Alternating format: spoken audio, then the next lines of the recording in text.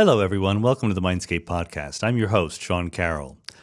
When you think about how we conceptualize human beings, someone once pointed out that we're always using metaphors that depend on our current best technologies. You know, when clocks were just invented, wristwatches and so forth, it was a clockwork universe. When robots and machines came on the scene, we thought of organic beings kind of like that. And now we have computers, besides which we have, cameras and video cameras and audio recorders and so forth. So we tend, very, very roughly, we tend to think about a person as kind of like a robot with some video cameras for eyes and audio recorders for ears hooked up to a computer inside, and the sensory apparatus brings information into the computer, which then tells the robot body what to do. It's a simple, kind of straightforward, compelling picture. It's also wrong. That's not actually a very good description of what we are, how we behave. For one thing, intelligent design is not the way that human beings came about. We evolved over many, many years, and we weren't aiming for that. You have to think about what is the kind of architecture that actually best serves the purposes of surviving and procreating and reproductive fitness and so forth. And it turns out to be very different. So today's guest is Andy Clark, who is a philosopher and a cognitive scientist. In fact, his title at the University of Sussex is Professor of Cognitive Philosophy. Very well known in philosophy, very, very highly cited for thinking about the brain and the mind and how they're related and how they work. He became very famous with a co-authored paper with David Chalmers, where they proposed the extended mind hypothesis, the idea that what you should count as your mind is not just your brain, but also all of the little extensions of the brain that help us think, whether it's inside our bodies or whether it is things we scribble down on a piece of paper or use to enhance our memories or calculational abilities and so forth and so on. He also has a great interest in the idea of the brain as a predictive machine, and that is the subject of his new book, The Experience Machine: How Our Minds Predict and Shape Reality. So the idea here is that the brain is not a computer just bringing in sense data and then thinking about it. Our brains are constantly constructing a set of predictions for what's going to happen next, what is going to be the situation in which the body finds itself, what is the sensory data that we're going to bring in, and then you compare what you're actually experiencing versus what the brain was predicting, and you try to play the game of minimizing the error between what you predicted and what you're actually perceiving. This sounds like maybe a small change of emphasis or an angle on a similar kind of process. Rather than the brain just being a passive receptor of information, it is sort of actively engaged in a feedback loop. But it has very, very significant consequences for how we think about thinking, how we think about fixing thinking, right? When we go wrong one way or the other, whether it's being in pain or having a mental disorder of some sort, how do we get better at it? Taking seriously how the brain is a prediction machine is very useful here, as well as for philosophical problems about how you carve up nature, how you think about what the brain does, what is consciousness, what is free will, and so forth. So this is one of those podcasts that touches on many issues that we're interested in here at Mindscape, from consciousness to time, all over the place. And occasional reminders, you can support Mindscape by pledging at Patreon. Go to patreon.com/Sean M. Carroll and pledge $1 or $2 or whatever you like for each episode. In return, sense of fulfillment, but of course also ad-free versions of the podcast, as well as the ability to ask questions for the Ask Me Anything episodes. You can also, if you're interested, leave reviews of Mindscape at Apple Podcasts or wherever there are reviews. Those reviews help draw other listeners in. So if you think Mindscape's worth listening to, make it an even bigger community listening, and that would be awesome for all of us concerned. So with that, let's go.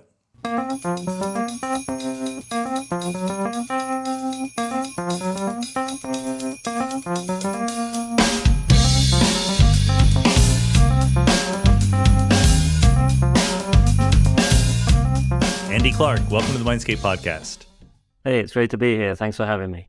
You've done, as many people have of a certain age, many interesting things over your career. Your new book is What is your new book? What is the title? It's the experience machine. The experience machine. I keep wanting to say the prediction machine because obviously prediction is The playing a experience big role machine there. with how predictions shape and build reality. Good. Yeah, reality will be a theme that we want to get to, but I can't give up the opportunity to also talk about extended mind and extended cognition and things like that. So I thought it would make sense to talk extended mind first and then get into prediction. Does that make sense logically to you? I think that's a good route. That was my route, so why not? Yeah. Good. Let's do it. So apparently there are people out there who think that there are people who think that the mind is not even related to the brain, which is funny to me. But there are other people like yourself, perhaps, who think that the brain is just one little part of our minds and our thinking. So I'm not going to put words into your mouth. What does it mean to talk about the extended mind? Yeah, I mean, this is a view that I've kind of held and defended for many years. It goes back to a piece of work that I did with David Chalmers, who's famous for his kind of almost dualistic views on consciousness, after all, many years ago, back in 1998. The basic idea that Chalmers and I agreed on is that when it comes to unconscious cognition, then there's no reason to think that the brain is the limit of the machinery that can count as part of an individual's cognitive processing, where that has to include unconscious processing, because it's unconscious processing that we think mostly is what gets extended. There's a whole other debate to have about conscious processing. And the idea there is that moment by moment, the brain doesn't really care where information is stored. It cares about what information can be accessed, how fluidly you can get at it, whether or not you've got some idea that it's there to be got at all. So the idea was that calls to biological memory and calls to external stores like a notebook, or currently nowadays maybe a smartphone or something like that, are working in fundamentally the same kind of way. And actually, interestingly, it's that I think the predictive processing story ends up cashing out in an interesting way. So we can circle back around to that later on. But that's the core idea, is that, the machinery of mind doesn't all have to be in the head. David Chalmers, of course, another former Mindscape podcast guest. So we have an illustrious alumni base. But let's make it a little bit more concrete. What do we mean? I think that what immediately comes to mind is I can remember almost no phone numbers now because they're all in my smartphone. Does that count as extended mind? That counts. I think it's, after all, you have a fluent ability to access at least a functional equivalent of that information as and when you need it, because, you just pick up the phone and there it goes. If, on the other hand, you had all those numbers stored in a notebook, but the notebook was in your basement and, you had to run down into the basement to get it whenever you needed it, that wouldn't count, because you wouldn't have the constant, robust availability of that resource woven into the way that you go about every kind of problem that daily life throws at you. So there is, I think, a genuine intuition, which is that whatever the machinery of mind is, it better be more or less portable. It better more or less kind of be going around the world where you're going around the world, where bio-you is going around the world. And so for that reason, I think you need robust and trusted kinds of access, but only to the extent that biological stuff is robust and trusted. Now and again, my biological memory goes down. Now and again, I don't trust what it throws at me, but it should be more or less in the same ballpark. Well, okay, so robust and trusted access, is that the criterion? I mean, I guess an immediate question that comes to mind is, where do I draw the boundary? Does everything in the world count as my mind? Yeah, I mean, it's one of the original worries about this view. It's one that we used to call, or I used to call, cognitive bloat. The worry that somehow there's no good way of stopping this process. But actually, if you take that robust availability and trust of the product stuff reasonably seriously, that does rule an awful lot of things out. But I think in addition, there's something which I've never given a full account of, to be honest, but there's something about the sort of delicate temporal nature of the integration of the biological system with this non-biological prop or aid or resource or whatever it is, so that you can have the brain, if you like, making calls to this stuff in ways where it kind of knows about the temporality of that. It doesn't all have to go through a little bottleneck of attention. You don't have to kind of think to yourself, oh, I'd better get that information from over there. That's not what it feels like to go about your daily things as you. So it's this sort of idea of something where if it were taken away suddenly, you would feel very much at a loss, a sort of kind of general purpose loss. There'll be many situations that you'd find yourself in where you were no longer able to perform in the ways that you expected yourself to perform. So there's something there that could do with a bit more unpacking about temporal dovetailing. Does it relate to ongoing conversations that I'm very interested in about emergence and strong and weak emergence, or just being able to coarse grain the world in such a way that you have units that have explanatory power? Yes, well, I think it certainly relates to a lot of stuff about emergence, because the idea here would be that by dovetailing things together in this way, you get basically an emergent you. Yeah. You are the emergent property. You, the thing that goes around with a sort of sense of its own capacities, but doesn't really care how they get cashed out. So something that I think comes out quite strongly in the predictive processing stories is that brains are kind of location neutral when they estimate where they can get good information back from. So they're very good at estimating what they're uncertain about and going about getting more stuff, but it doesn't really matter where that stuff is. So as long as it's accessible, trusted, there when you want it, that's fine. And then there'll be a story to tell about how the actual selection process operates, but we'll come around to that once we talk about predictive processing. Let's stick with TXM. I mean, I guess one way that philosophers think about their job is that they're supposed to be carving nature at the joints. And does this count? Is that this? Is it a sort of betrayal of that goal because you're including all my smartphones and my card catalog as part of my mind, or is it an improvement of that because really the action of our brains relies on all this stuff?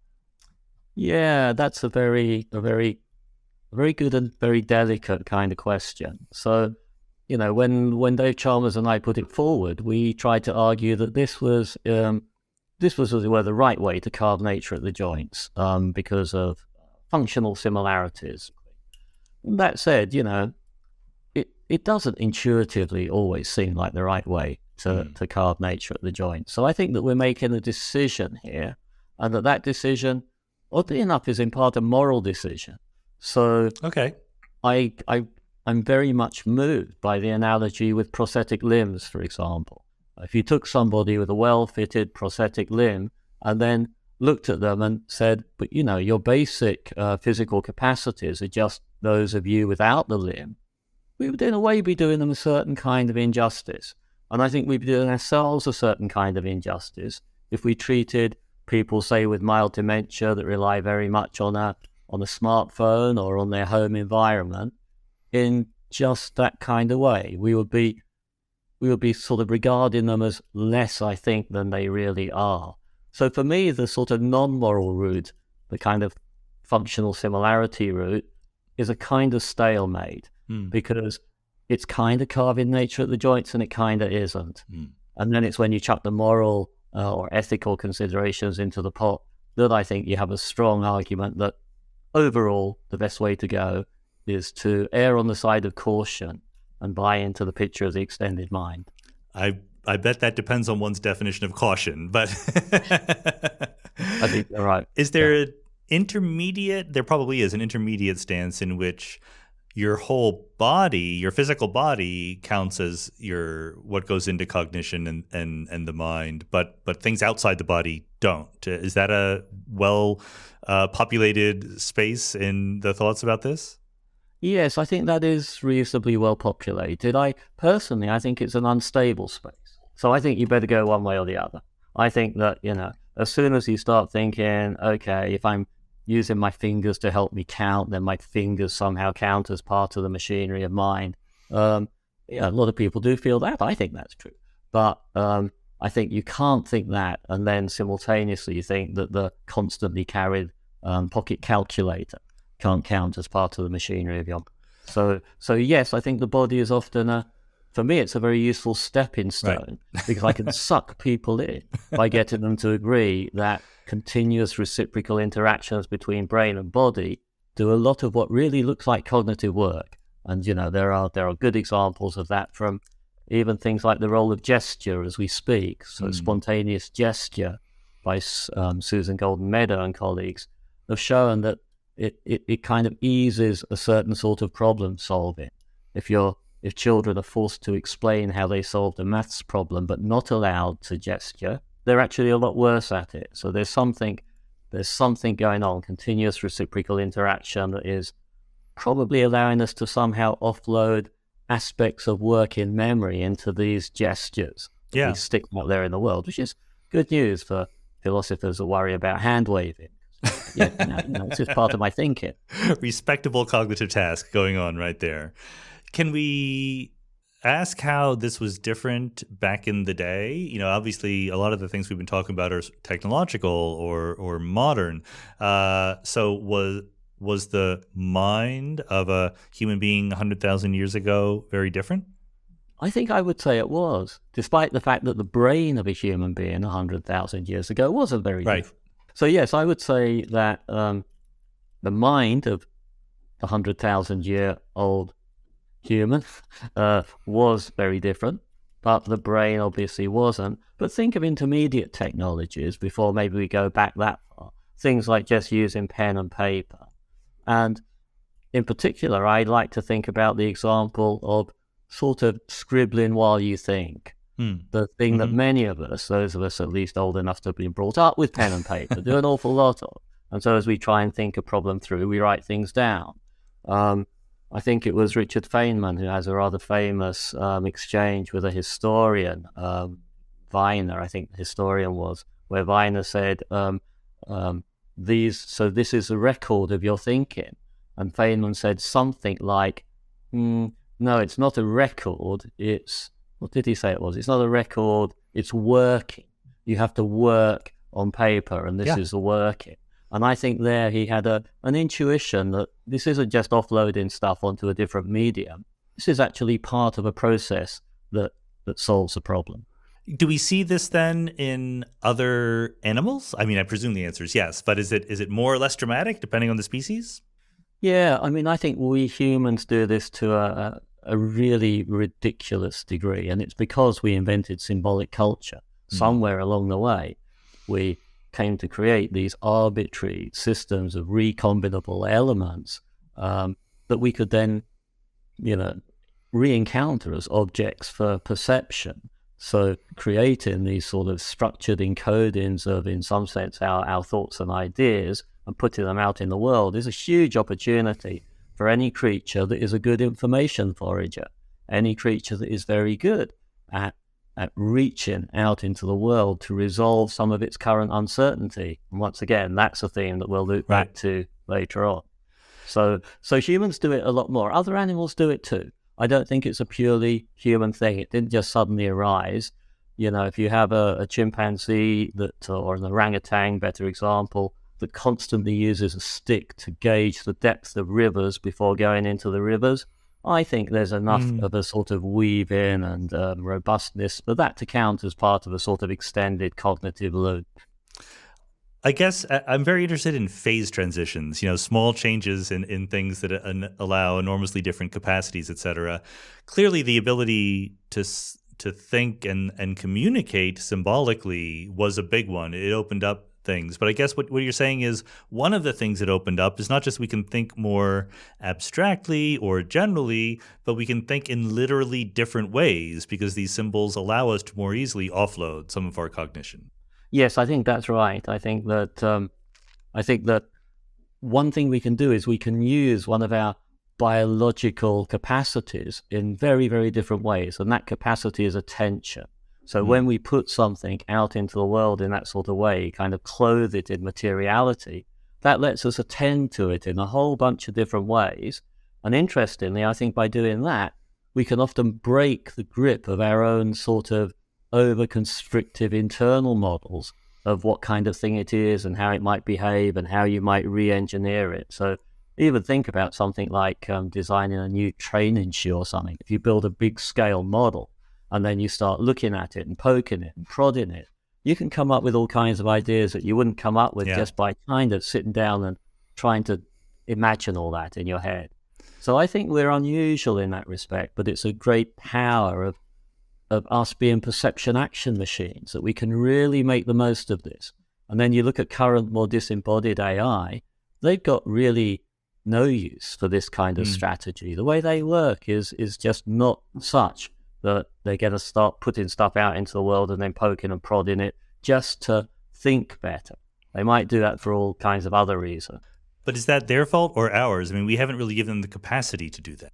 I think that's right. I think it's our fault. I think we've, to be honest, it's our fault. We've designed a class of tools that are really, really useful for what they're useful for. But I don't think, actually, that those tools will ever achieve what I would call true understanding, because they don't have their grip on reality grounded in perception action loops. And it's that grounding in perception action loops that I think we're leveraging with material symbolic culture when we just create these things and poke and prod them in different ways. We're super specialized for being good at perception action loops. So I think there's a trick there that disembodied AI is missing out, but then it gets all kinds of other things instead. Sure, it does.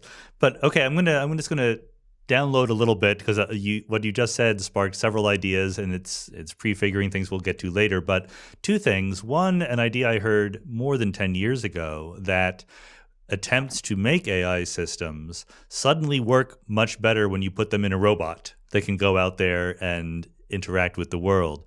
And secondly, a podcast I did with Judea Pearl, who claims that babies spend all of their time making a causal map of the world by poking at things and seeing what happens. And I know that the whole prediction models that we'll be talking about are kind of this, like, the brain making a model of the world. So all that together, do we imagine that if we do put modern large language models in an embodied context and let them go out and poke the world, they will change dramatically how they think? Yes, I think it would. There are companies out there that are kind of trying to do this, like Versus AI is one of them. And the idea certainly is to see what happens if you kind of leverage the active inference framework as a way of creating these sorts of new ecosystems of human artificial intelligences. Although I wouldn't start, I think, with a large language model exactly, just because, something like that has been trained to predict basically the next word in corpuses of text.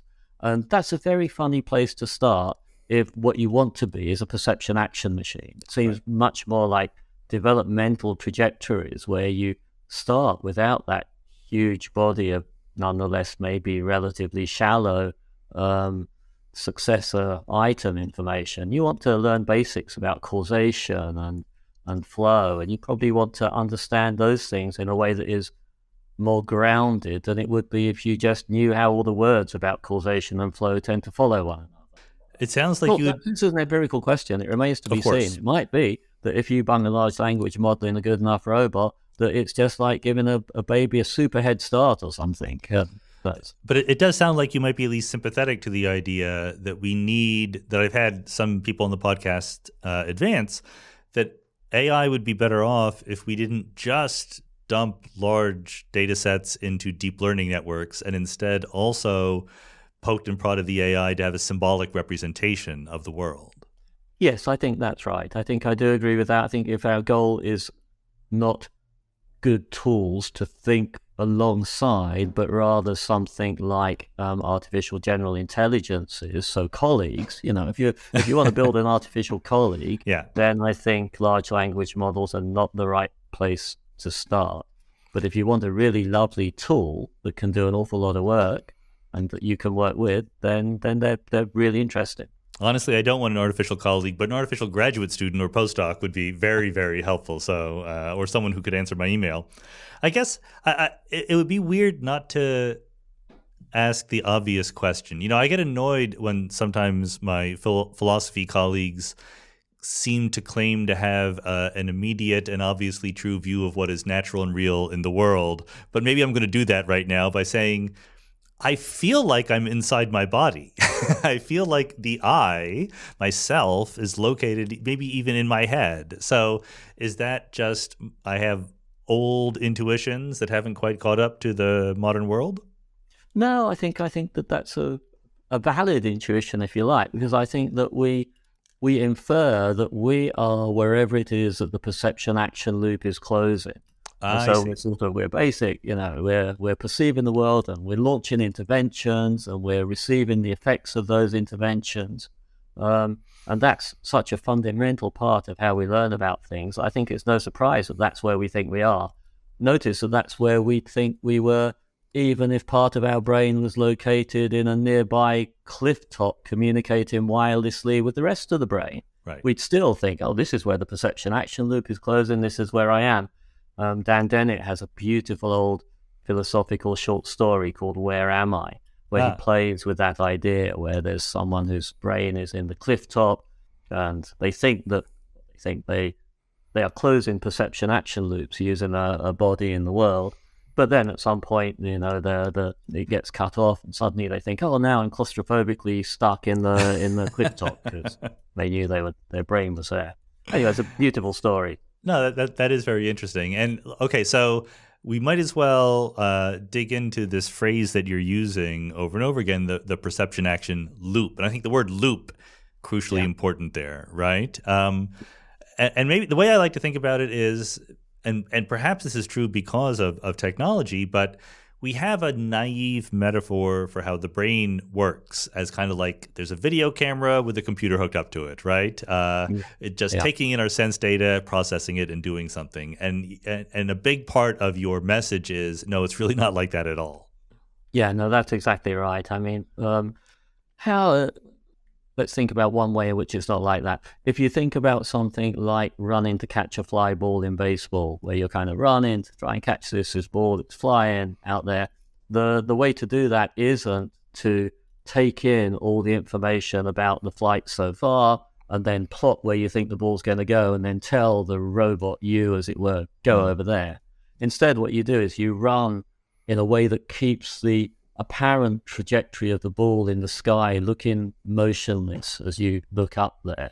It turns out that if you just keep doing that, then you'll be in the right place when the ball comes down. You need to do a bit more to actually catch it. But anyway, you'll be in the right place when the ball comes down. And there's a way of solving an embodied action problem that involves keeping the perceptual signal within a certain sort of bounds and then acting so as to do that, basically. Something that, again, prediction error minimizing systems would actually be rather good at. So perception action loops, I think, the important thing to think about there is that they're not solving problems all in one go generally. It's sort of like, I do a little bit of this, I do something that gets more information or that keeps the perceptual stuff within bounds, and then repeat the process again and again and again until the thing is done. So I do appreciate your use of a USA-based sports metaphor there, but we have an international audience. That's completely... Obviously, I have no idea what it really means, but I've read this. But okay, so the motto then is the brain is a prediction machine. And I just want to sort of home in on what is the difference between that view and another view. You might I think maybe if people don't think about the brain too much, they would say, okay, sure, yeah, my brain makes predictions. But you really want to put that front and center as the point of what the brain does. Yeah, yep. I mean, it's both the beauty and the burden, if you like, of this story, that it is really, or this account, I'm told not to use the word story because it doesn't sound scientific, this account, that it's basically saying this is a canonical operation of the brain, if you like, the canonical computations that the brain performs and that it strings together in different ways to do motor control and interoception and extraception, is basically one in which you're attempting to predict, or the brain's attempting to predict, the current flow of sensory information. Of course, there are different time scales at which you could predict it. And the basic time scale, the bedrock one, is predicting the present, which of course is a rather funny use of prediction, that you think predictions about the future somehow. But this is a sense in which the brain is a guessing machine. It's trying to guess what the current sensory evidence is most likely to be. and then crunching that guess based on past experience together with the current sensory evidence. And that turns out to be a very, very powerful way of estimating the true state of the external world. Of course, it goes wrong sometimes, but it's a very powerful strategy. It allows you to use what you've learned in the past to make better sense of what the raw sensory energies are kind of suggesting in the present. This seems very related, certainly, to Carl Friston's ideas. We had him on the podcast, the free energy principle, the Bayesian brain. What is the relationship between all these ideas? Yeah, I mean, I'm just being an apologist for Carl Friston here. All right. It's Carl's basic picture, the free energy minimization picture, is a sort of high road version of the low road version that I give you. So the low road version comes kind of out of thinking about perception and thinking about action, whereas a high road version comes out of thinking about what it takes to be a persistent living system at all. You have to preferentially inhabit the kind of states that define you as the system that you are. That means that you end up in the states that, in some broad sense, you predict you ought to be in. So in that broad sense, the fish kind of predicts it ought to be in water, because its actions are all designed with that in mind. The low road is a bit less challenging. I guess that's probably why I take it. The low road is just sort of saying, look, we have good evidence that the canonical computations that human brains and the brains of many other animals perform involve this attempt to guess the sensory signal. And it turns out that you can use that to do motor control in a very efficient way. It's been known for a long time, I think, that it's important in perception. And the other thing that I think Carl Friston's work has really done has been shown that old story about perception becomes so much more powerful when you see that it's got a direct echo in an account of action. So the idea there is that, perception is about getting rid of prediction errors as you try to guess the state of the world using everything you already know. And action is getting rid of prediction errors, but it's getting rid of them by changing the world to fit the prediction. So you have these two ways to get rid of prediction error. You find a better prediction, or you change the world to fit the prediction you got. One's perception, the other's action. Okay. But they're performed using the same kind of basic neuronal operations. Obviously, there are differences between motor control and sensory perception. But if you look at the wiring of motor cortex, it turns out it's actually wired pretty much like ordinary sensory cortex. In fact, so much so that many people don't like to talk about sensory and motor cortex just for that reason. So these stories or these accounts give you a sort of principled way of understanding that. In each case, you're predicting a sensory flow, but in one case, you're trying to retrieve an old model of the world to fit the flow, and that's perception. And in the other case, you're trying to change what you're getting to fit the prediction. We can circle around to that. I think I can say that a bit better in a moment. Is the idea that it's the same neural circuitry that is doing sensing and control, or is it that the two circuitries look parallel? Yes, it's that they look very much parallel. Okay. That they operate in the same sort of way. The reason they're not the same is that proprioceptive prediction is playing a very special role in motor control. So the idea is, proprioception is a sort of system of internal sensing that lets us know how our body is currently arranged in space. So the idea is that that in order to reach to pick up the Coke can that's in front of me, I predict the proprioceptive flow that I would get if I were reaching for it. And then I slowly get rid of those errors by moving the motor plant in just that sort of way. So you get rid of the errors by moving the arm, in this case, to reach out to the Coke can. So proprioceptive predictions are especially placed here. They act as motor commands. The other kinds of predictions don't.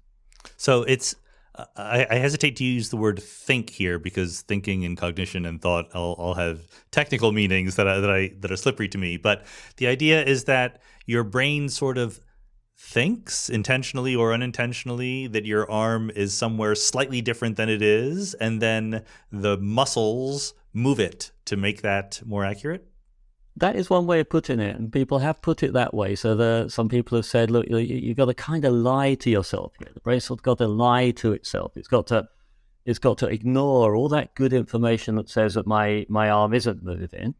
It's got to predict the trajectory of sensation that you would get if it was moving. And that prediction is given so much weight that the other information is overwhelmed, and off it goes, as it were. You get rid of the errors by moving it. I'm not sure personally that's exactly the best way to put it. I kind of think it's really about attention. So I think it's like you've got information that says that you're not moving the arm. You've also, because of your current goals, you're predicting this proprioceptive flow that would correspond to reaching for the Coke can. And by, as it were, disattending to the information that says that it's stationary, you allow the other prediction to do its work. So I think it's sort of targeted disattention rather than actually lying to yourself. I'm not quite sure why I prefer that. I think we're probably saying the same thing. The math and the models all work out just the same. Right, okay, good. But I think if we call it targeted disattention, we understand it a bit better. I think it makes more contact with sports science, for example, where you don't really want to be attending to the position your body is currently in. You want to attend to something like how it ought to be. You want to entrain yourself by knowing what it would feel like if you were doing it right now. So is it similar to the idea of file compression? If we have a JPEG or an MPEG, that there are some patterns that are repeated, so you don't have to keep track of every pixel. You can just assume that they keep going, and then you pay attention to the differences, and those are what we're talking about as errors in the brain case.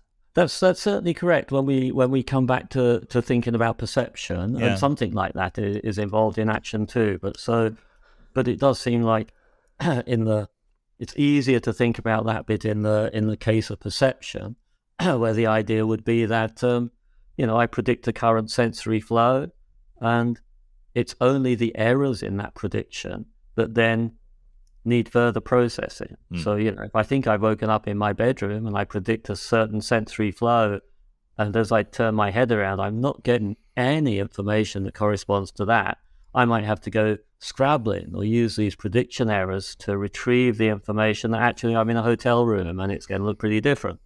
So I think it's in that sense that when you don't have to scrabble that hard, this is a super, super efficient way of doing moment by moment processing, because if you already predicted it properly using what you know about the world, you don't need to take any further action. So that in that sense, it's exactly like JPEGs and motion compressed video, where the idea is, if I've already transmitted the information about this frame of the video, then in order to know what the next frame is, all I need to do is react to whatever the errors would be if I assumed it was just like the frame before. And normally then there's a few residual errors, and if you use those as the information that you need to deal with, you get the right picture. So these prediction errors, these residual errors, they carry whatever sensory information is currently unexplained. Right. So explain whatever you can with prediction, and then you don't need that much bandwidth really to just use the rest to refine it. I remember hearing, it might have been in a conversation with David Eagleman here on the podcast, the idea that the reason why the years seem to go by faster as we get older is because there's less novelty in our lives. The first time we go to a beach, it's all new and we really expend a lot of mental energy taking it in. Whereas the 20th time, we already have a background and the errors are not that big. Does that fit into this story? It sounds like it does. Yeah, I think that fits really, really well. It also helps explain why it's so hard to learn new things at a certain point in your life, because the inputs that you're receiving get sucked into these well-worn troughs in your kind of current world model, if you like. Yeah. I think us academics find that a lot as we get older, in something like, oh yeah, I understand that. Yeah, that fits with this kind of story that I've already got. Sometimes it's very, very hard to give the new evidence its proper due. And of course, attention is a tool for doing that. But that takes a lot of deliberate effort sometimes to really, really attend. Attention attention reverses the dampening effect that prediction normally has. So part of the evidence base for this story, this account, is that well-predicted sensory inputs cause less neuronal activity than other sensory inputs. Right. So there's something odd there. These are the ones we deal with very fluently, and yet there's less going on in the brain when you deal with them than in other cases. So that's one of the signatures that led, I think, to predictive coding coming on the scene. You open a can of worms when you say how the old academics get stuck in a rut there. But so I have to just follow up a little bit. I mean, I think there's two different perspectives I could put forward. One is more or less what you just said. As we get into our ruts, it takes more and more energy, activation energy or whatever, to think in new ways. But the other is, maybe this is more optimistic, because we are older and good at certain ways of thinking, we forget that it was hard to not be good at any ways of thinking. And, we forget how hard it was to learn calculus or French or whatever. And therefore, we're just not willing to put in the work anymore, even if it were exactly the same amount of work. Yes, I think that's right. I mean, we end up in a situation of expert perceivers in general, where, expert perception clearly is being able to take this unruly sensory information and just see what it actually means for victory on the chessboard or whatever you happen to be engaged in. So I think, in a way, all successful perception is expert perception in that sense, and academic expertise is in the same sort of ballpark. And it's the same. It has the same sort of blind spots as well. So, if there is something interesting going on, but doesn't fall within that the bounds of the existing generative model, to use the right vocabulary for the predictive processing story, then the only thing you can do with it is use it to drive tortuous new slow learning. Yeah. You'll see why a lot of time we don't really want to do that. Don't want to do that, no. Well, look, you've used the word, relatedly, you used the word efficiency as one of the benefits to this model. If we think of probably the first ever video storage software was more or less like a movie where you just had every frame and you stored it, right? And then only later did you realize it was much more efficient to just update the changes. Presumably, since our brains were not intelligently designed and grew up through evolution, this is a nice feature to have. We're trying to do the most with finite resources. Is that a big part of the attraction of this story, that it requires less thinking or energy or calories or what have you? Yes, I think that's right. I think if the brain didn't work this way, but we were able to do the kinds of things that we do, we'd probably have brains that overheated, repeated. The amount of energy, there is a trade-off here. The trade-off is kind of keeping the world model, the generative model that you're using to make the predictions going.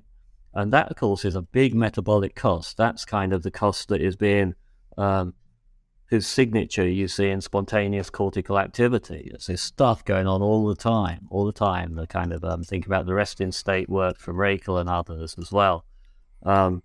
So that is a cost, but that is traded against the moment-by-moment cost of processing all this incoming information. So I think what we're doing is we've traded the cost across time there, and we're using a fairly expensive, fairly metabolically expensive upkeep of a world model to allow a much more efficient moment-by-moment response, a faster one as well. So, being somewhat anticipatory about what's going on in the world around you is a pretty good thing if you're an animal involved in all kinds of conflicts and dangerous situations. And also there are wiring costs. It's hard to know how best to think about the wiring costs, but the amount of sort of downward flowing wiring and information seems to very often outnumber the inward flowing stuff by sometimes, up to 10 to 1, certainly 4 Okay. to 1. So it looks as if brains have decided, it's been decided over evolutionary time that this is a good thing to do. And I think that means it is overall the most efficient way to proceed. I also worry that in a way, if you want understanding, there might be no other way to proceed. And that's kind of, maybe there's something more abstract or philosophical going on there. But I don't know what understanding would look like if, as it were, you weren't bringing a world model of some kind to bear on the current sensory evidence in a context-sensitive way. So there's a question there that I don't know. I really don't know the answer to, because I know there are kind of formal proofs that anything that can be done using a system that has feedback like that can be unfolded into a feed-forward system. Okay.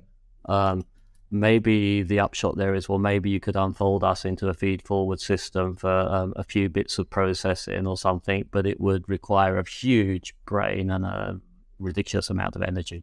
But somebody out there maybe might want to think about that. Yeah, exactly. I was going to say, this does sound like a research project for somebody. But there's the benefit of this mechanism that the brain uses, the predictive processing model. Presumably there's also downsides. For maybe one is that we're very susceptible to illusions, right? We think we're seeing things that aren't there because it's part of what our brain is predicting very, very strongly. Yeah. Yes, absolutely. I'm subject to several of these illusions. I'm sure we all are. Phantom phone vibration is probably a good one. Very often might think that phone's going off in your pocket when it's not even in your pocket. I'm now susceptible to phantom wrist vibration since I gave in and bought a smartwatch. The hollow mask illusion, I guess, is a classic in this area, where an ordinary joke shop mask, if viewed from the concave side, so viewed from behind in a certain sense with a light source, behind the mask, you'll think that it's an ordinary outward facing face that you're seeing. Again, that seems to be because we have very strong predictions about the concavity of normal face structures. We very seldom see anything that isn't like that. And that prediction now trumps the real sensory evidence specifying concavity. Except it doesn't in everyone. And so, autism spectrum condition folk are slightly less susceptible to that illusion and to the McGurk illusion, for example. What is that? From a predictive processing viewpoint, that's probably because of a slightly altered balance, one where sensory inputs are somewhat enhanced relative to expectations. What was the other illusion you mentioned, the McGurk? Oh, the McGurk. This is it's like a ventriloquism illusion. Yeah, sorry. It's this one where it's a sort of Bargar illusion.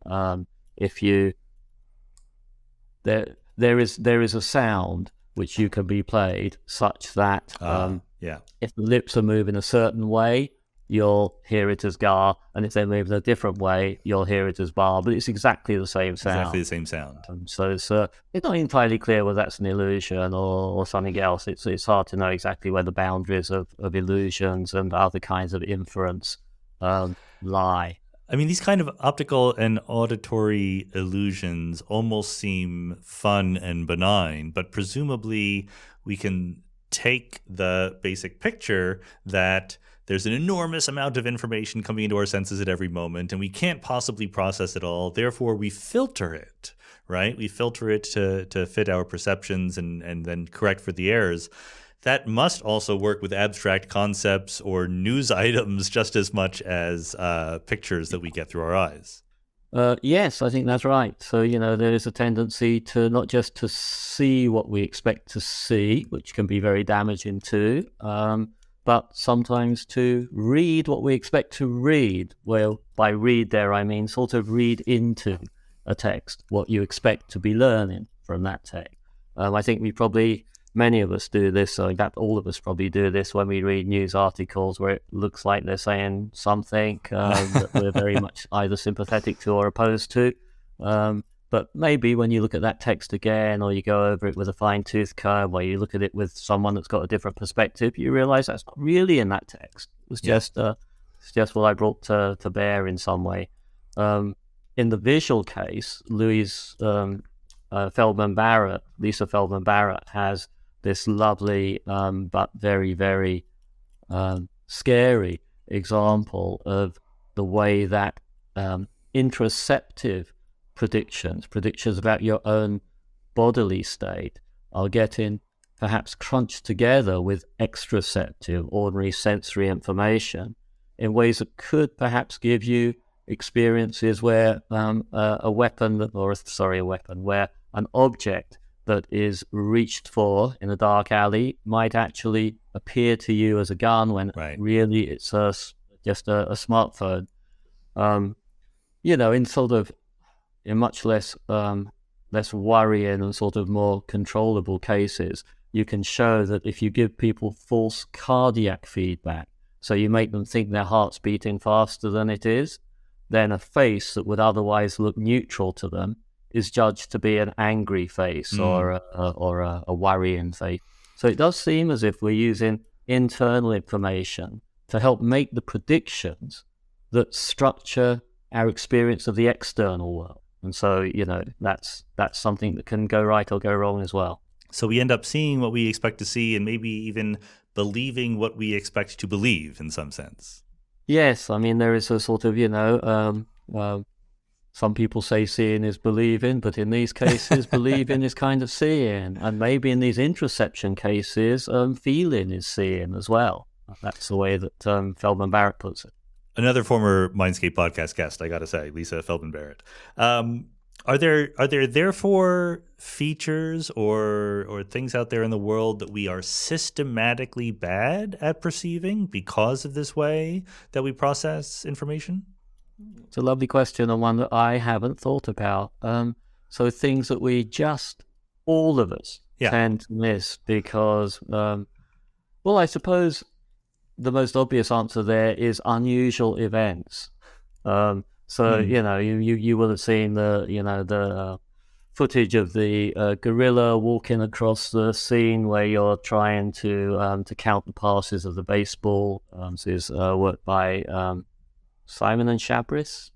Anyway, it's his classic work that in sort of attentional blindness and inattentional blindness. So the idea there is that if you're concentrating on one task, something really quite dramatic could happen and you just wouldn't notice it. And I think we're all very, very subject to that.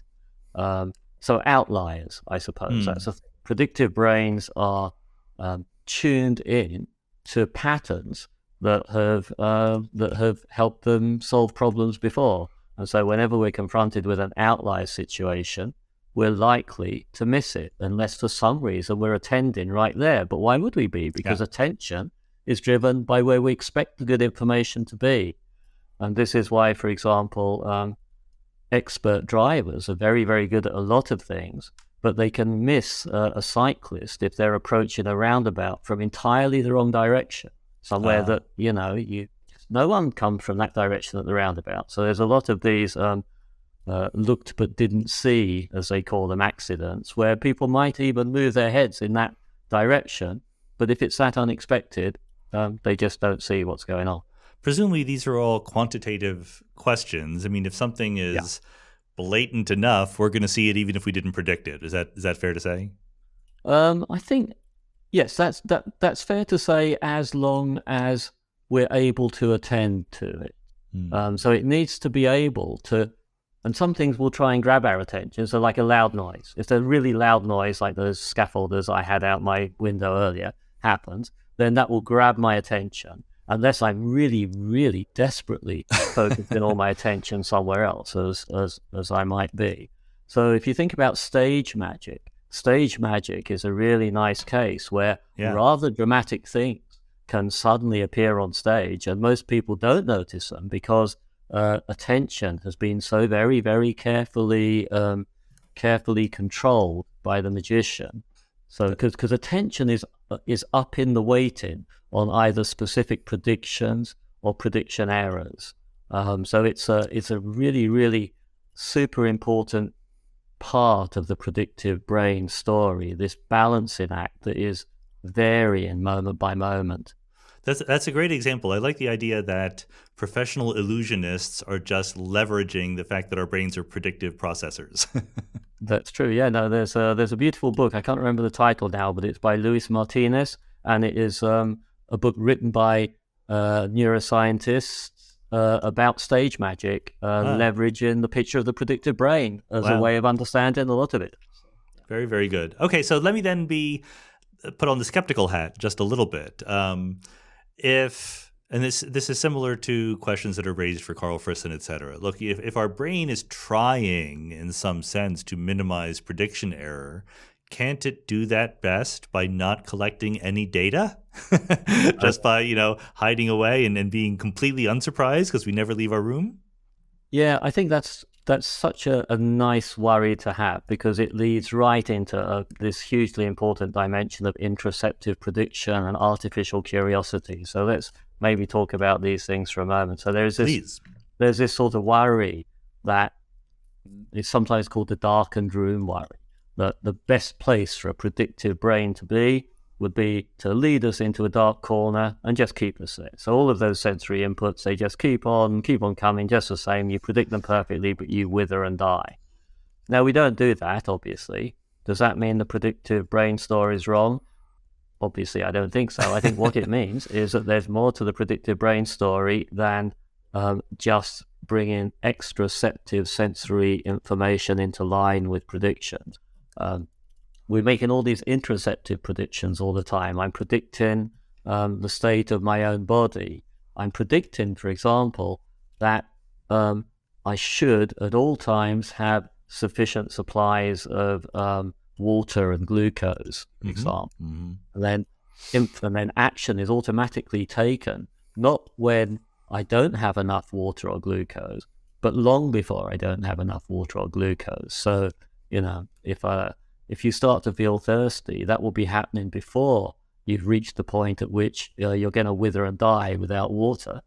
And if you take a drink when you're thirsty, you'll feel relief, but that water will have no effect on you physiologically for about 20 minutes. So the relief is as much a prediction as the original thirst was. This again is an example from Lisa Feldman Barrett. So once you put interoception in that way into the picture, then of course we're not going to stay and not eat and not drink in a darkened room, because we have these kind of chronic systemic expectations, if you like, of staying alive. But then there's a bit more to it than that, I think, as well, because we don't stay in boring rooms either. So you could put me in a very boring room, but give me enough food and water and all of that stuff.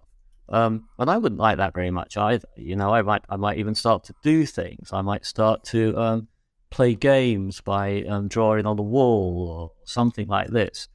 And so this now falls under the umbrella of kind of work in artificial curiosity. And predictive brains are naturally artificially curious brains, because minimizing prediction error is their basic reward. So you could sort of say, for brains like that, the only thing really that's rewarded is minimizing prediction error. That's what they want to do. And if they're not performing any particular task, they'll still try and find some prediction error to minimize, because that's the kind of thing that they are. And this is what makes predictive brains general purpose structure learners. So there's some rather nice work that's been done by Rosalind Moran at UCL. I think it's UCL. And what she's been doing is comparing reward-driven learners with prediction-driven learners, and finding that the purely reward-driven learners will learn a way of solving the problem more rapidly than the prediction-driven learners very often, but frequently a more shallow way of solving the problem, because as soon as they find a way to reliably get the reward, they kind of stick. Whereas a prediction-driven system, it basically wants to minimize prediction error as much as possible. Right. And that leads it to explore its environment repeatedly, learning more and more about it. And if you then seed it with a goal, and you think simultaneously, it will outperform a pure reward-driven agent. So that, I think, when you put those two things together, you kind of see that the darkened room isn't really much of a threat. We don't like death, and we don't like boredom, and both of those things seem to be natural effects of being driven to minimize errors in prediction. I guess the way out that comes to my mind directly, which I'm not sure if it's the same thing as what you are proposing or it's something different, but in physics, when we calculate the entropy of a system and we say it's at maximum entropy, that's telling us some distribution of all the possible states it could be in, blah, blah, blah. But famously, we can calculate maximum entropy of a system subject to different constraints, right? Like subject to it's at a certain temperature or it's at a certain pressure or whatever, and we'll get different forms for that probability distribution. So couldn't we just say that there are two things going on? We want to minimize prediction error, but we also want to survive. So there's a constraint. We want to survive. And under that constraint, it's actually useful to go out and be surprised sometimes so we can update our predictive model. And I think that I don't know how mathematically that would work out, but it does seem a little bit intuitive to me. Yeah, and I think that does mathematically work out. I think this is the sort of stuff that Carl Friston can speak to more reliably than I can. But it looks as if very often the correct move for a prediction-driven system is to temporarily increase its own uncertainty, right, so as to do a better job over the long time scale of minimizing prediction errors.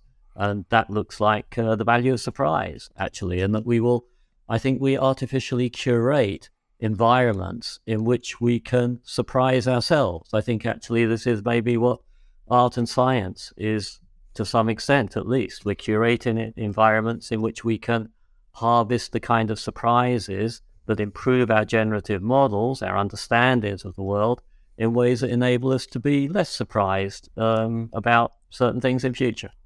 I wonder if you could use this idea or set of ideas to make predictive models for what kind of games people would like to play or what kind of stories or novels or movies people would like to experience. You want, or I guess in music, it's very famous, right? You want some rhythm, some predictability, but you also want some surprise also. There's a sweet spot in the middle. Yeah. Yes, I think that's exactly right. Karen Kukkonen, a literary theorist in Scandinavia somewhere, has written a nice book called Probability Designs. And so she is using the vision of the predictive brain as a way of understanding the shape of literary materials, poems, and novels. Okay, there you go. Her idea is that we should think of every novel, every poem as a probability design, leading us through sort of building up expectations, cashing them out, building them up at multiple levels, giving precision, weighting to some of the expectations versus others.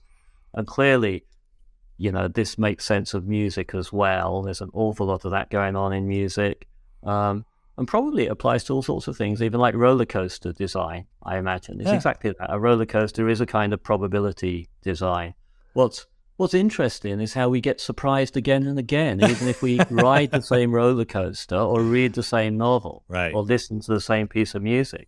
And I think that shows the skill of the constructor in giving us inputs that activate bits of our model, driving expectations again and again to the point where you're still surprised in some sense, even though you could have said beforehand that's what's going to happen. You still can't help but be surprised. And this, in some sense, at some level, would be the best thing to say. And I think this speaks a little bit to the idea that as prediction machines, we are multi-level machines. It's not just there's a prediction and it's either cached or it isn't, but this prediction exists as a high-level abstraction predicting a lower level one, predicting a lower level one, predicting a lower level one, all the way down to the actual incoming notes of the tune or words on the page. It's because we're multi-level prediction machines, I think, that things like honest placebos work. So, placebos obviously fall rather nicely under this sort of general account because expectations of relief thrown into the pot can make a difference to the amount of relief that you feel. But if you're told that you're being given a placebo, it can still make a difference to the amount of relief that you feel. Presumably that's because there are all these sub-levels of processing that are getting automatically activated by good packaging, delivery by people in white coats with authoritative voices and this sort of thing. So I think that's something that we might learn from these accounts too, that we should, maybe medicine and society could make more use of ritual and ritual and packaging and things that are, in some sense, I don't know, I won't say ineffective. What I mean is they bring about their effects, but not through the standard routes. Good. Okay. Very, very, very good. Okay. When, we're late in the podcast, we can get a little bit wilder and more profound here. So you in the book, you gesture toward ideas along the lines of, we are not only, the thing to get in mind is that we're not just sensing reality and writing it down. We are in some sense participating in bringing it about. Maybe even using phrases like, what you think of as reality is really a hallucination. Tell us exactly how far we can go along that rhetorical road. Yeah. Proceed with caution would be the right thing to say, because lots of people talking about these things, myself included, use this phrase, perception is controlled hallucination. And you can see why, because the idea here is that perception is very much a constructive process in which your own expectations get thrown into the pot and they help you see what you see. And those same expectations are thrown into the pot of feeling your body the way that you feel it. And so a lot of our medical symptoms, in fact, all our medical symptoms, reflect some kind of combination of expectation and whatever sensory evidence the body is actually kind of throwing up at that time. So this is really a very, very powerful story. But when you think about perception as controlled hallucination, we need to take the notion of control pretty seriously. For that reason, in some slightly more philosophical works, I've tried to argue that we should flip the phrase around and think of hallucination as uncontrolled perception, and that, as it were, puts the boot on the right foot somehow. Yeah. It lets us say that, when these things are working properly, you're in touch with the world. This is a way of using what you know to stay in touch with the world as it matters to an embodied organism like you trying to do the things you're trying to do. But then, of course, when it goes wrong, when the perception is uncontrolled, if you like, then you get hallucination. You would get a hallucination when you're kind of disconnected from the world and your brain's predictions are doing all the work. And then if you turn the dial in the other direction and your brain's predictions aren't doing enough work, you fail to spot faint patterns in noisy environments. You can be easily overwhelmed, so on. So I feel like thinking of hallucination as uncontrolled perception is actually the better way to do it, even though it's clumsy to say and it doesn't even roll off my tongue that easily, which is why I don't think I actually bothered making that move in the Experience Machine book. It's really hard to resist drawing a parallel with large language models here, because of course their entire job is predicting what's supposed to come next, right? And guess what? They famously hallucinate. They say things that are completely false, and interestingly, they do things with apparent confidence, right? They don't hesitate or mumble when they're hallucinating. To them, it comes out just as definitive as the truth does. And maybe there is a parallel there. Yes, I think that's right. I mean, they are their hallucinations are in a way, I think, partly at least, the result of them not being anchored in perception-action loops in the right sorts of ways. So, it's this anchoring in perception-action loops that sort of teaches us a lesson when we're young. It's like, if you get things wrong, bad things are going to happen to you. If I don't spot the edge of the path as being at the right place, then I'm going to fall over and I'm going to get signals that I chronically don't like, as it were. So all the interoceptive predictions are coming into play there. Whereas if all you're doing is predicting the next word in a sentence and your reward is basically being kept alive as a large language model, then why not just, go the whole hog and be confident about a nice structured piece of bullshit that you can generate. At the same time, it's interesting that by changing the prompts to the large language models, or to ChatGPT anyway, you can make it do substantially better. So you can say something like, write this for me in the style of a well-informed scientific expert. It makes less mistakes. It still tends to hallucinate references, but at least it's does a little bit better. But yes, there's something very thin about just predicting the next symbol. And, Right. I just feel like it's not very well anchored in reality. And so hallucinations are kind of, you can't tell the difference between a hallucination and something else. Maybe that's the point. Unfortunately, when we're in the grip of a hallucination, we can't tell the difference either. Someone on Twitter coined the term hallucitations when Oh, ChatGPT no. makes up papers you haven't written. I like that. Yeah, they appear all the time. I'm going to start including them on my CV. Are there implications, if we get down and dirty and not philosophical, for how to treat mental issues that we have, whether it's depression or pain or anything like that, or do we get actionable intelligence from this way of thinking? Yes, I think we do. I mean, it's early days, but I think particularly in the case of pain, there are some clear sorts of recommendations here that are being implemented by people working in what they call pain reprocessing theory, which is just a Okay. kind of highfalutin label for the idea that you reframe your pains. So, the thought would be that we tend to treat pain as a signal that we shouldn't be doing something. Right. But if you reframe it as, okay, my pain signaling system is misfiring, then you can begin to think, so this pain doesn't mean that I shouldn't be doing it.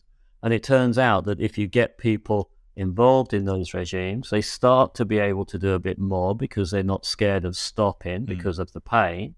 And actually, as they find that they can do more, the pain itself presents itself to them as lessening. I think because the brain sort of infers, well, if I'm doing this stuff, it can't be that bad, can it?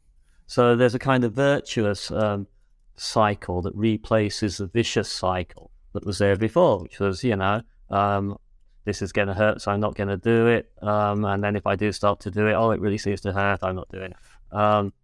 So pain reprocessing theory is one nice case.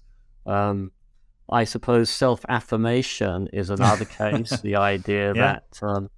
that if you're prone to thinking that perhaps you're not going to do well in some test because you're in a certain minority group, or you're female and it's a math test or something like this, self-affirmation in advance of the test can really make a difference. I'm good at this. I can do this. Lots of people like me do this. That kind of thing. It's important, of course, not to over egg the custard, as we might say on this side of the Atlantic. Anyway, you can't reframe having a sort of bacterial infection in a way that is really going to make any difference to the bacterial infection that you've got. And reframing makes a big difference to cancer-related fatigue. It doesn't make much difference to cancer. So I think we have to be aware of the limits. And in general, I don't think that these stories, these accounts, are kind of positive thinking sorts of account. They're more like, there are many factors that are involved as we construct our experiences, and some of those factors are our own expectations. Yeah. Okay. No, that sounds perfectly sensible put that way. I'm not an expert, but my rough impression is that we know embarrassingly little about pain and how it works. It's an understudied area. I guess I don't know whether it's for moral or psychological reasons. So any little insight might be very helpful.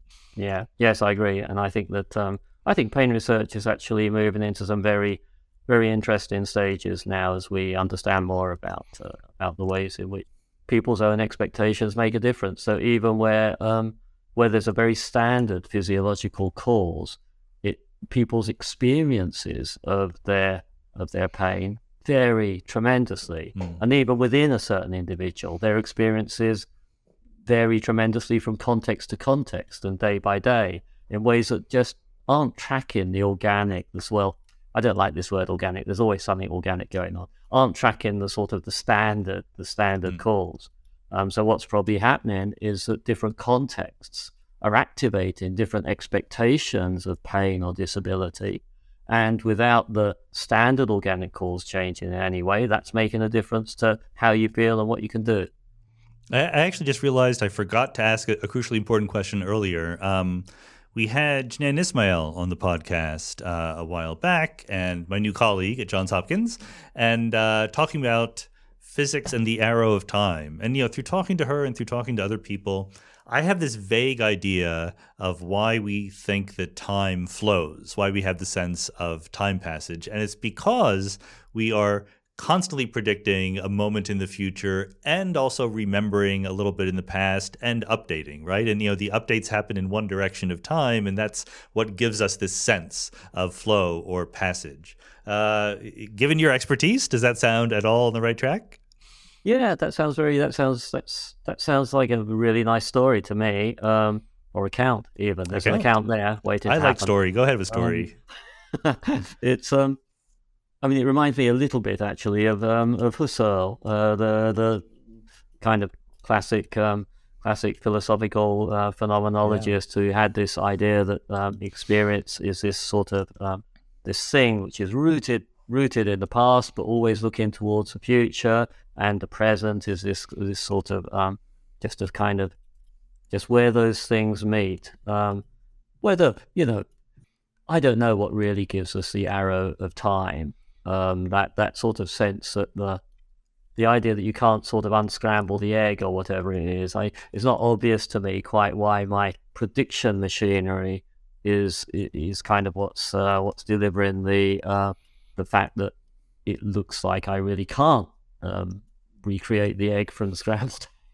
Well, I think but that's one for you. That is one for me, and I think that I halfway agree in that the account has not been fully fleshed out, although I'm 100% sure it's ultimately because entropy is increasing. We just have to draw the connections there, which is the useful work to be done. It sounds like a great account of why we think there's an arrow of time.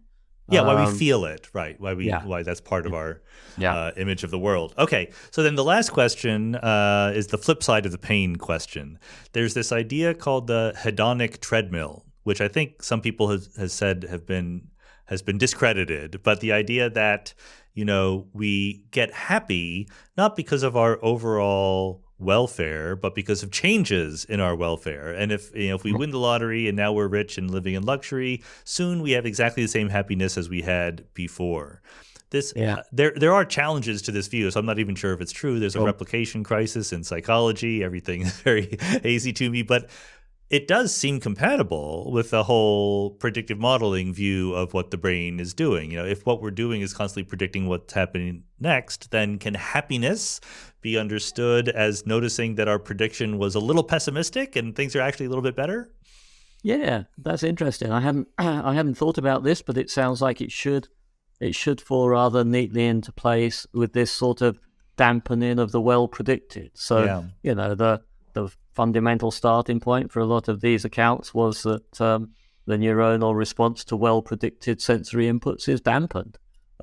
So if these are sensory inputs that are supposed to be driving pleasurable experiences, but you've really been through that 100 million times before, then the pleasure is, I think, going to be diminished, perhaps unless you can actively reach in there with attention and try to stop that happening. So I wonder whether someone that really loves the taste of a particular wine, but they've had it a million times before, as long as they can reach in with attention and up the dial on what's coming in through the senses, then maybe they can sort of artificially surprise themselves a little bit, if you see what I mean. I do. I'm not sure about that, but I feel like there's something there of, wine tasters are told to do this, to sort of sit back and kind of let it speak for itself so that you don't get sucked into your own expectations.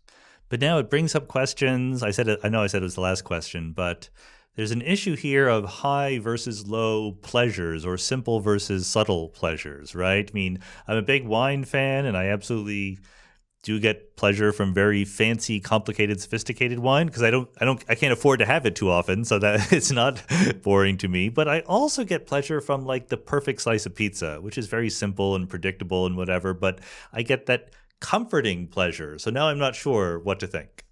Yes, I mean, I think I'm not quite sure what to think about those cases either. I mean, it does seem to me that we, because our brain's a prediction minimizing engine, then in a way, we do kind of want to live in worlds that we can predict well and that have certain sorts of things. And so when those things are bringing hedonic benefit, then I think existing there is going to be a rather comfortable way of existing, even though we also have a sort of accompanying drive to increase our states of information, to sort of, learn a bit more in case it lets us generate a slightly alternative future in which, the pizza is square, but we're liking it even better or something. But I think that if we think about these things delicately as sort of multi-level and multi-dimensional prediction engines, then we can accommodate both the drive for novelty and the attractions of staying within the space where actually all that stuff that wants us to minimize errors is doing rather well in a local sense. Even just looking at a pizza, you're minimizing lots of errors. After all, just to see the shape of the pizza in front of you, you're kind of moving your eyes around, harvesting information, minimizing errors. You're getting some hedonic kick out of it. Nothing bad is happening anywhere. Yeah, it's a pretty comfortable place to be. I'd like to leave messages for the young intellectuals out there who are deciding what to do with their lives. It sounds like there's a sweet spot here where we do know something about the brain and the body and how they work and how they fit together, but there's still a lot of good questions left on the table to be answered by the future. I think there's a huge number of questions. Every story, every account we've had so far has turned out to be wrong, and I'm sure this one will too. So the question is, what's it a stepping stone towards? Well, it's a very good story you're telling us, Andy Clark. Thanks so much for being on the Mindscape podcast. Thank you. It's been a real pleasure. Thank you.